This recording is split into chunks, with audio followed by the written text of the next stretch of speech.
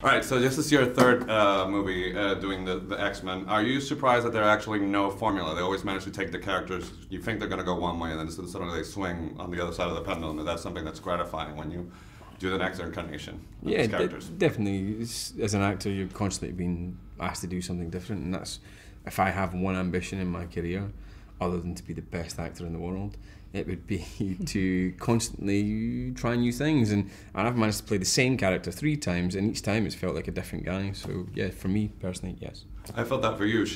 When we left her off the last time, she sort of swings in a very extreme side of it. So if you could talk about that.